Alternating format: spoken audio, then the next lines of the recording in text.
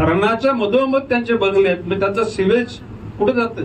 त्याने काय special treatment plant इथे ठेवलेला आहे? नाही. साधा कुठेतरी तुमचा कशाला काय म्हणजे फिल्टर मध्ये तिथे थोडाफार कुजून नंतर पाणी तलावातच येतो. मग आपण ज्याला सुचतो माथेरान आणि माची प्रबल, पण कुठली धरणं आहे ती?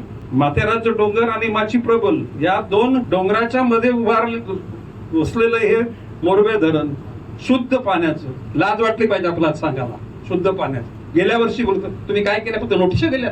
माझी आई सांगायची आजचं पाठ आणि मागचं सपाट. आज चेहऱ्यावर दिसणाऱ्या गोष्टीचा त्याचा पाठपुरावा करावा लागतो, ध्यास धरावा लागतो. ध्यास नाही धरला तर गोष्टी होत नाहीत.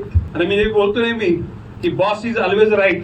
आपला बॉस असतो तो ऑलवेज राईट, म्हणजे तो बरोबर असतो, पण subject to rules and regulation. ज्याने जर कायद्या नियमाची पालनी नाही केली तर त्यांना भोगावं लागतं, आणि भविष्यकाळामध्ये भोगाचे भोगतील हे तुम्हाला दिसेल. आणि ह्या बाबतीमध्ये मी सांगतो अरविंद शिंदे का मी अदरवाईज तुमच्यावर केस टाकेल. नवी मुंबईच्या जनतेला सांगेन की तुम्हाला खोटं सांगतात. हे शुद्ध पाणी, तुम्हाला येणाऱ्या पाण्याचा जो उद्भव आहे त्या उद्भवामध्ये वस्ती करणारे लोक आहेत, त्यांचं एकूण मल बिल सगळं तुमच्या पाण्यामध्ये येतं. पाणी पिल कोण माणूस? जरी इथून तुमच्या कुठला जो आपला फिल्टर प्लांट येते भोकर, पण तिथं फिल्टर होत असेल, क्लोरिनेशन होत असेल, परंतु आमच्या तलावामध्ये वस्ती करून लोक राहतात, त्यांचं मलमूत्र त्या पाण्यामध्ये येतं.